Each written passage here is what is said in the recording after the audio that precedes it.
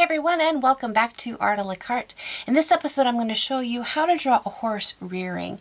So this request goes out to Sarah Smith, who has been requesting a couple of different videos, but we're going to build up using our basic shapes. And so I'm going to start off here with the chest shape first. I'm just going to add that in with a circle. And I start with the chest because I can pivot everything from that point. I can pivot the hips down here, I can pivot the neck up here. So depending on how high I want this rear to be, I'll place the rump circle closer underneath it or farther out. This is going to be kind of not a full rear, it's like it's maybe going up into it or coming down from the rear. And so I'm going to come out kind of this little bit of an angle. I'm going to use a little bit of the backbone here to kind of help me give a little bit of a guide, and then put in the rump circle here. A lot of people ask me, how do I draw circles? And you'll notice as I draw these circles, I'm not just drawing one single line going all the way around. I'm making lots of little lines and then just kind of darkening as I find that shape that I want to go with. So don't be too strict with your circles. Let your circles kind of breathe a little bit, have a little bit of movement and life for themselves. I do actually have a video tutorial where I talk all about drawing circles, so if you haven't seen that, you can definitely go check that out. From this point, I'm going to go ahead and add in the head, and I'm going to have the head kind of arched a little bit and turned slightly towards the viewer, just a little bit. So I'm going to put the head, the top of the head here, and so it's going to arch, the back of the neck will arch up and down.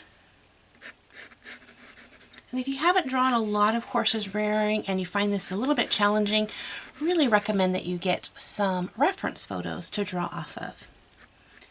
It's just going to help you to know where to thicken things and all the anatomy that's really quite difficult to explain in just a 10-minute tutorial.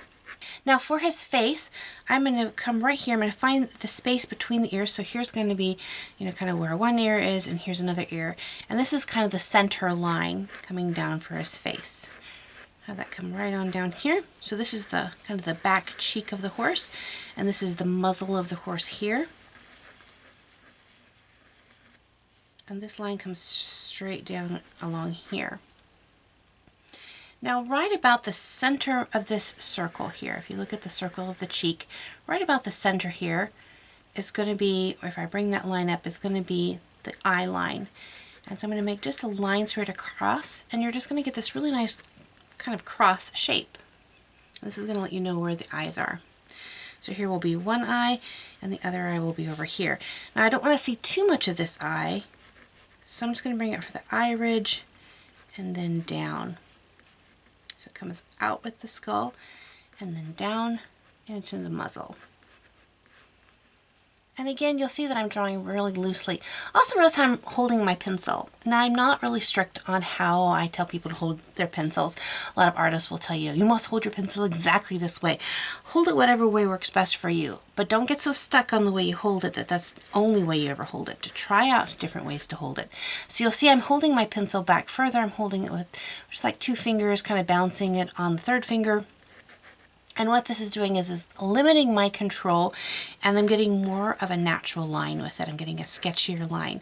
Instead of just being right on top of this and trying to dig in my line, this is making me draw light and smooth. Now, it takes a little bit of practice, but I found for the initial sketches of a lot of drawings, I like holding my pencil back this way.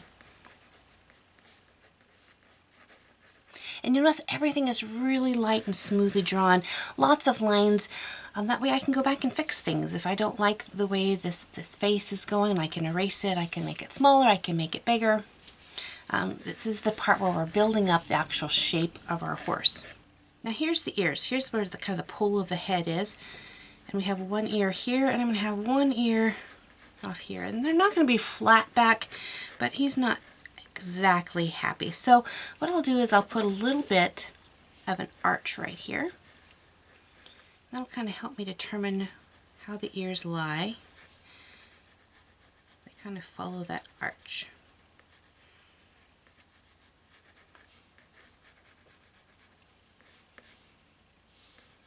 And I have lots of videos that go into detail on these, on drawing the face, drawing the eye, drawing the ears, drawing the mane, drawing the tail, all of that. So I'll put a link to the playlist of all my horse drawing videos in the description box below so you can check that out. But I'm going to go ahead and put in his chest here. So as the neck comes down, I'm going to build out this chest muscles here. I'm not going to worry about the legs yet. So the chest muscles just wrap right around here. And then there's the barrel of the horse. The barrel is his rib cage, power area of the horse right here. And it comes down to his lower, kind of the intestine area back here, his withers, things like that. So kind of as it comes around, it's going to come in after the rib cage ends, it kind of sinks in just a little bit. I'm going to go ahead and make my hip area just a little bit bigger. So up here is what's called the withers. It's this really nice, kind of where the shoulder blades are and the kind of a really backbone is, but this is where when you put the saddle on the horse, it's where the saddle kind of sits, and so it doesn't slip and slide. It sits right there up near the withers of the horse. Not super comfortable if you are riding bareback. So here's the shoulder blades right here kind of coming out. Now let's work on his front legs here. So here's the shoulder kind of coming back to the kind of the back elbow right there of the horse. And then you can then pivot from this like an elbow area here. You can pivot however you want the legs to be. I'm going to have this leg kind of come out this way to the knee. And then from the knee, I'm going to have it kind of come out just a little bit to the ankle and then down to the hoof. And I like doing it this way because then I can really play with this. I can kind of, determine if I want to have the leg come back this way or if I want this to pivot up higher, pivot down lower. You can pivot at any of these 3 points, you can pivot those. So let's go ahead and put the back leg here. I'll have this one raised just a little bit higher, but this one tucked in just a bit more. I really like to overlap things. So this leg is going to be overlapping this back leg. So you kind of see it here, and that's going to hide behind here and then poke out just a little bit behind here. So we're going to flesh out a little bit here so that the upper part of the leg is going to be a lot thicker. There's a lot of muscle as it goes into the shoulder here. And as it comes down into the knee, it's going to really thin out. And then from the knee to the ankle, just very thin. Very minimal muscle there. Lots of just tendons and bone, and then going into the ankle and then into the actual hoof, which we'll get into more detail in that. Same thing up here.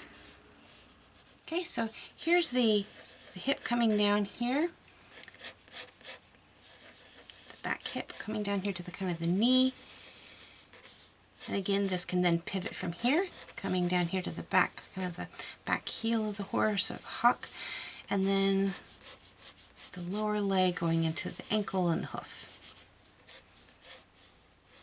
And it's really important to know how these things are positioned so that you know where they bend. This doesn't bend this way. It will bend only this way. Thicker leg here and really good thick hindquarters. They wrap around here. Lots and lots of muscle up here. And then once again thinning down as it gets down to this back part of this leg, and then this part here much thinner. And just kind of play with it. If you don't like that, before you go to erase it, just really lightly, you can draw in some other. You want a nice dramatic pose, play around with it, draw a couple of different legs, and then kind of pick the one that you like the best. But I don't like to erase it, even though now he looks like he has 3 hind legs. Then I can go ahead and pick, do I like this one or do I like this one better? And I end up liking this one a little bit better. It adds a little bit more drama to it. I won't worry about erasing this quite yet.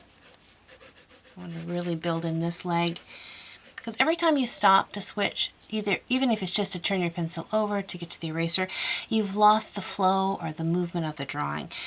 So I tend to say, go ahead and finish out your sketch idea first before you get into trying to erase. Find that rhythm that you had going. You can fix that. Now you can go back and just take an eraser and kind of clean that up just a little bit. Okay, so at this point we have the position of our horse and the shape of our horse. And this is the part where we want to do some double checks. And this is where you want to kind of step back from your drawing, especially when you're doing a complex character like a horse or something that just has a lot of proportion to it. You're going to want to either step back and look at it from a distance. I find taking it and looking at it in a mirror where the image is changed. It's reflected back, so it's flipped. It's going to change what you originally see because your eye is really used to seeing this position, so it's not going to catch any mistakes that you have. If you don't have a mirror, you can hold it up to the light and flip the picture up backwards so you're looking at the wrong side of the paper at the light, and you'll be able to see if there's any mistakes. It kind of just helps you see what's off. So definitely take the time to check your picture and then come back when you're happy with it. Alright, next we're going to want to add in our mane and our tail. And the tail here, you want to remember, is an extension of the backbone. So as this backbone's coming in, it's going to come out here as the tailbone. And then from the tailbone, then the horse hair grows. But if you shave all the hair off, you're going to get a little tail like that. Looks like a little puppy dog tail. So for the tail, we're going to just draw just the shape of how we want it flowing. And I do lots of tutorials on drawing horse manes. I don't think I've done one specifically on drawing horse tails. But until I get one for a specific horse tail, you can definitely watch those videos and check them out. Same rules apply, but find the shape that you want originally and draw the shape. Don't try to draw individual hair by hair.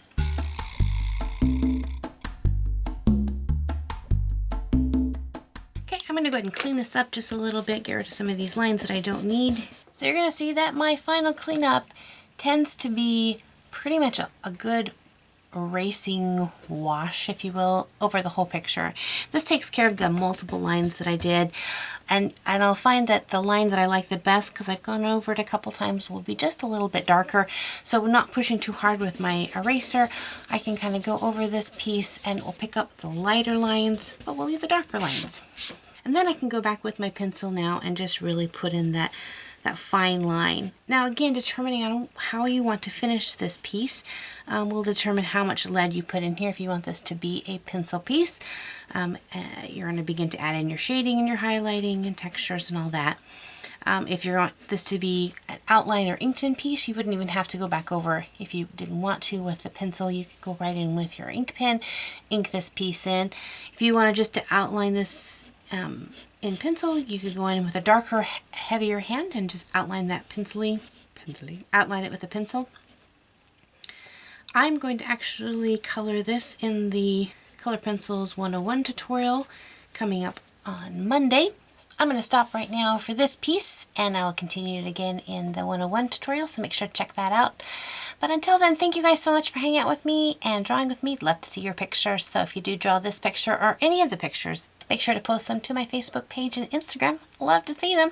Thanks again for hanging out with me. Until next time, God bless you guys, and we'll see you later. Bye-bye.